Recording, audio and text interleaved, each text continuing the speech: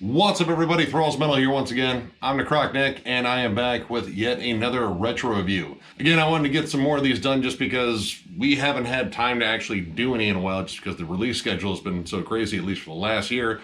And January, a little bit slower, so why not crank out a few? So this time I picked one that I think is kind of relevant to at least a release that is coming up here very shortly with the new Obituary album coming on the horizon.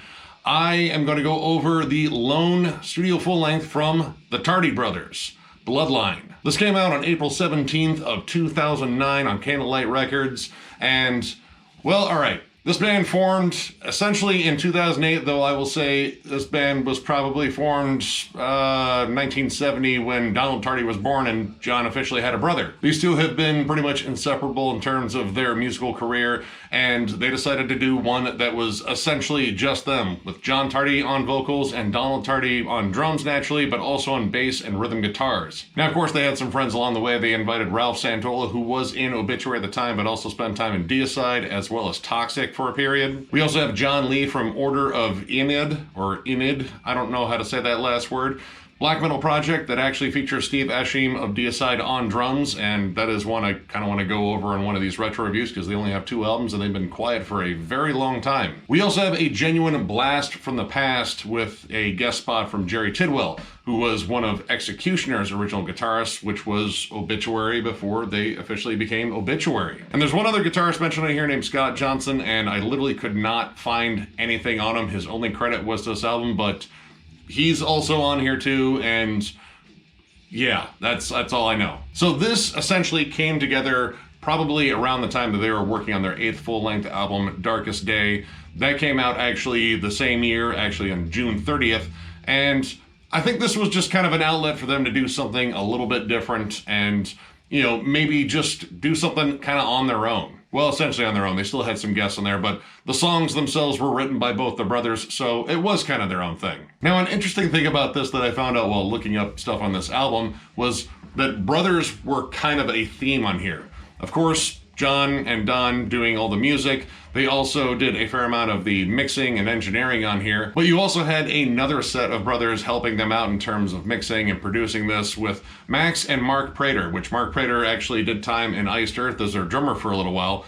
And then it was mastered by Tom Morris, who is the brother of Jim Morris from Morris Sound Studios. So I just thought that was kind of interesting. That was kind of fun. Like, I don't know, that's something that kind of ties this album together in a strange way. Now, I bought this album pretty much the day it came out. I didn't even care what it sounded like. I saw it was Tardy Brothers. I've been an Obituary fan, God, for an insane amount of time. That was the second death metal band I think I ever got into behind Cannibal Corpse. So I just wanted to hear what they were doing, and I kind of had an idea, but at the same time, this was a little bit different. You could say this is kind of Obituary without like all the calories, but there are some different bits of seasoning on here that kind of make this its own thing, but there's enough of it that is very familiar to Obituary fans where, yeah, Obituary fans were gonna love this. The opening track, Bring You Down, is admittedly a little bit different right out of the gate. All right, like a big part of Obituary sound, at least for me, outside of, you know, John's fucking incredible vocals, which of course are all over here, is Trevor Pierce's tone. His guitar tone is just so swampy and murky, and his nasty riffs just sound extra creepy just because he plays them that way with that setting. It's amazing. Like, his tone alone kind of makes Obituary sound in a way. But this, you have Donald Tardy on guitars, and the tone is notably different. It's, you know, thicker, a little bit chunkier. It doesn't have that sort of like sludgy sort of like, you know, weird thickness that Trevor's does. But he's also playing some more rock-oriented riffs on here. And this whole album is about riffs and laying on them. In fact, this opening track is almost just like a jam session. They're just kind of milking this one riff. John Tardy is doing his token screams, which are fucking fantastic on literally everything he's ever appeared on, at least in my opinion. And just kind of rocking this groovy bounce with intermediate little solos popping up. They're very melodic, very tuneful.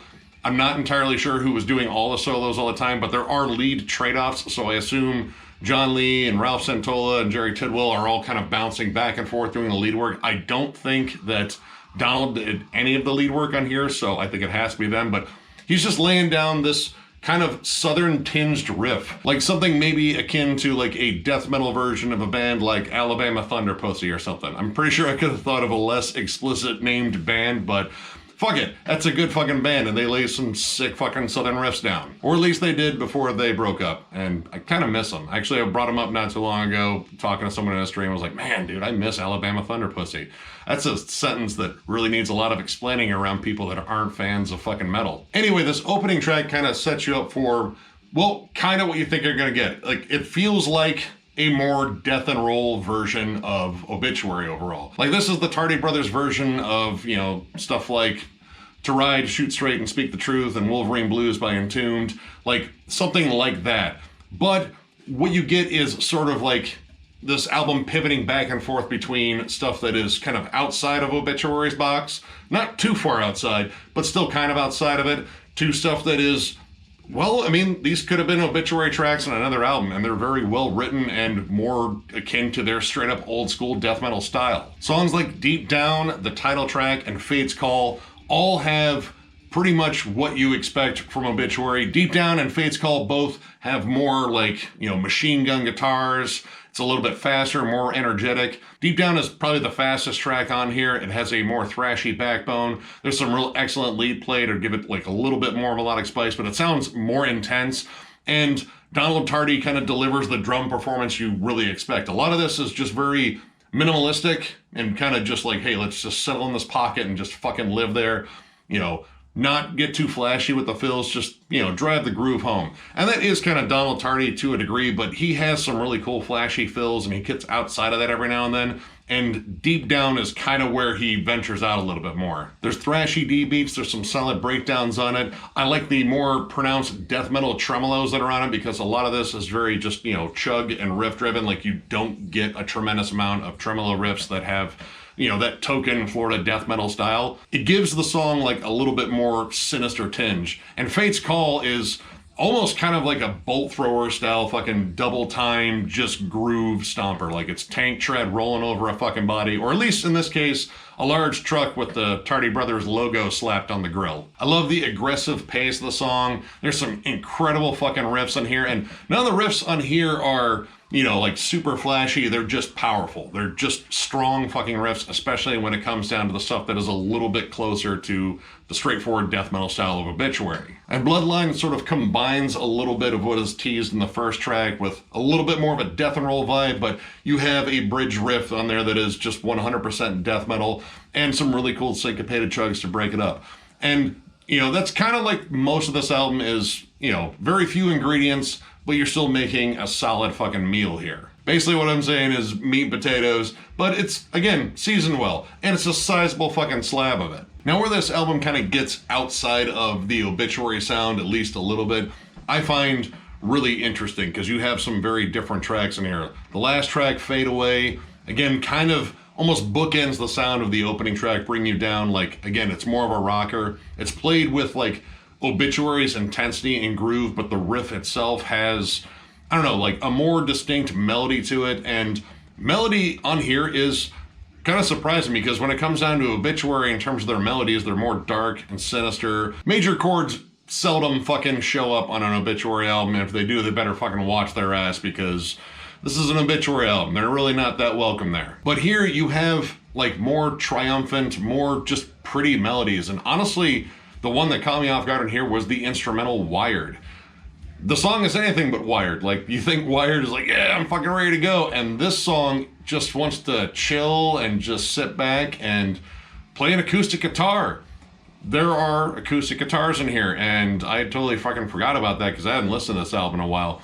But this was one that was co-written between Donald Tardy and Ralph Santola, and it's a pretty instrumental, and while it does have some sullen, moody, almost kind of bluesy leads on it, the overall vibe of this is such a stark contrast to anything Obituary does on their own. It is literally the prettiest song I think the Tardy Brothers have ever been involved in. And then the absolute fucking fun ripper of a song, Scream Descendant, is like throwback heavy metal. Like, this is them going back to what influenced them early on. Like, this has the sound of like Judas Priest and lots of new album bands, Iron Maiden, Angel Witch. There's a galloping rhythm to it. There's a fun galloping chug that matches up with it, and the leads are very triumphant or very soaring. And this one is almost kind of an instrumental because John is only kind of doing like a vocal bit every now and then, and he's just kind of doing his John Tardy thing where he says maybe one or two words and then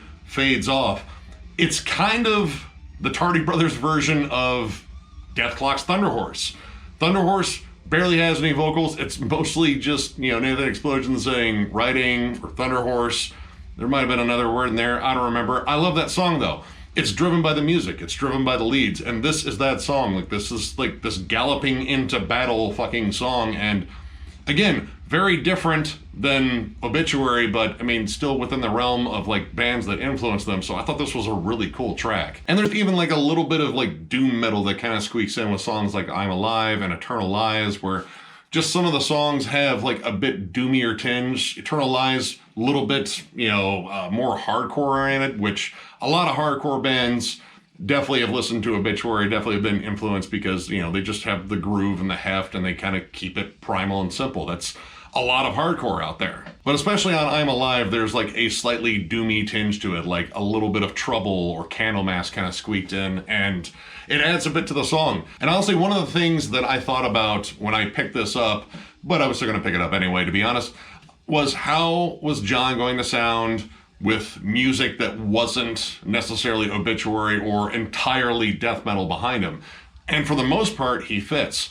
Where, it's maybe a little bit more melodic, I think his vocals are used more minimally and probably more effectively when it's just sort of an accent on the song rather than, like a vocal line carrying it. Now, I do have some issues with this. Namely, some songs just kind of go on too long for what they are. You have sort of a bare bones approach to this. It's very meat, potatoes, minimalistic, whatever your choice adjective to describe this as.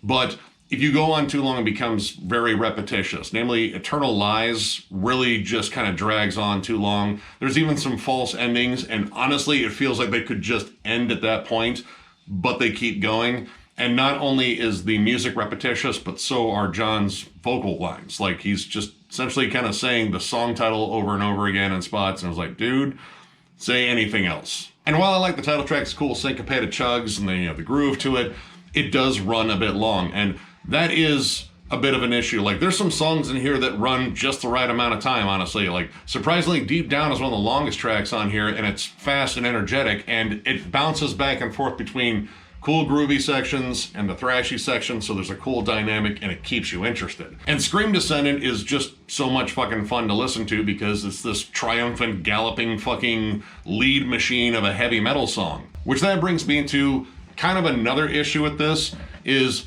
it's kind of, lurking somewhere in the middle of, being maybe too much like an Obituary album where it just feels like cast-offs from an album that was coming out, or, just ideas they had that got tabled from other albums in the past, versus an album that wanted to, like, kind of venture out and do something really different. It kind of plays things a little bit safe. There's a bit of a comfort zone here where I don't think they took very many chances, but at the same time, thinking about this, like, I think this was just an album kind of done for fun just because they wanted to do an album that was just them, essentially. Well, I mean, with some guests, but when it came down to it, it's still just the Tardy Brothers. So while there might have been like a missed opportunity there to do something a little bit different, this was still a fun listen, and me being a giant Obituary fan, there's enough familiarity in that realm that made me enjoy it, plus just enough fun experimentation outside of it that was like, all right, that's pretty cool too.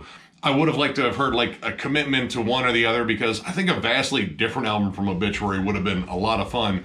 But at the same time, I'm a sucker for Obituary sound. I mean, I've been listening to him for years. So overall, I'm going to give this 3 stars.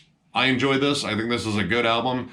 It is a little safe. It doesn't venture off the reservation very far, but the reservation's pretty cool. Like, there's a lot of cool shit there. There's probably barbecue and beer and fucking alligators and explosives and guns and shit. Like, I mean, Obituary knows how to fucking party. It does vary it up a little bit with, just the very familiar sound of Obituary and doing some different stuff, but at the same time, I kind of would have liked like a commitment to one way or the other. And honestly, like, going outside of this, doing the more Southern rock thing, I think there are some cool moments of that, but I think that needed to be a little bit more refined. But at the same time, like, if I want to hear Obituary, I can just, listen to literally any Obituary album and be like, yeah, this was a good fucking idea. That being said, though, this is enjoyable. This is fucking fun. Again, this is like sort of backyard fucking cookout death metal, and, you know, it delivers riffs, it delivers groove, and some cool surprises along the way. If you're a diehard Obituary fan and somehow you missed this one, definitely check this one out. I mean, it's just good old school fucking death metal. Not a frill to be fucking seen, not a little bit of garnish on this plate. It's a giant slab of fucking rare meat and a fucking giant potato covered in fucking sour cream and fucking chives, and it'll be delicious. Just eat it. Wash it down with about 6 or 20 beers, and we'll catch up with you later after the police chase. Now, what happened in this band? Well, I mean, nothing really. Like, they didn't stop being brothers, that's for damn sure.